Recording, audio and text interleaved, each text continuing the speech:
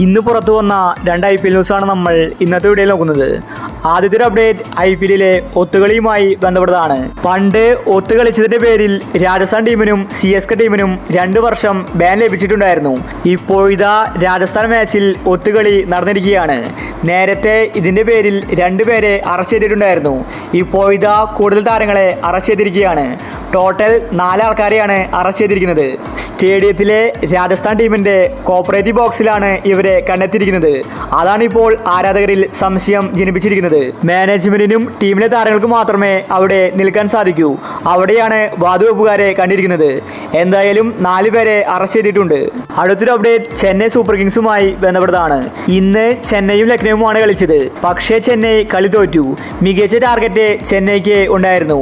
എന്നിട്ടും ചെന്നൈ തോറ്റിരിക്കുകയാണ്. ഋതുരാജ് ക്യാപ്റ്റനായത് ചെന്നൈ ടീമിന് തിരിച്ചടിയായിട്ടുണ്ട്. ഋതുരാജ് ക്യാപ്റ്റൻസിയിൽ ഫ്ലോപ്പാണെന്ന് തെളിയിച്ചിരിക്കുകയാണ്. ഇപ്പോഴത്തെ CSK പുതിയൊരു തീരുമാനം എടുത്തിരിക്കുകയാണ്. ധോണിയെ തന്നെ ക്യാപ്റ്റനാക്കിയേക്കുമെന്ന റിപ്പോർട്ടാണ് പുറത്തു വരുന്നത്. അടുത്ത മാച്ചിൽ ഋതുരാജിനെ ഒഴിവാക്കി ധോണിയെ ക്യാപ്റ്റനാക്കും. ഇനി ധോണി ക്യാപ്റ്റൻ ആയില്ലെങ്കിൽ CSK പ്ലേ ഓഫ് കാണില്ലെന്നത് ഉറപ്പാണ്. മുൻപ് ധോണി ഇതുപോലെ ജഡേജ പോയപ്പോൾ പകുതിക്ക് ശേഷം ക്യാപ്റ്റനായിട്ടുണ്ട്. അങ്ങനെയാണ് CSK ടീം മുന്നോട്ട് കയറി വന്നത്. ഇപ്രാവശ്യം ധോണി ക്യാപ്റ്റനായിട്ട് CSK ടീമിനെ പ്ലേ ഓഫിൽ എത്തിക്കാനുള്ള പദ്ധതിയാണ്. അപ്പോൾ ഇതുപോലത്തെ IPL ന്യൂസിന് വേണ്ടി ചാനൽ മറക്കാതെ സബ്സ്ക്രൈബ് ചെയ്യൂ.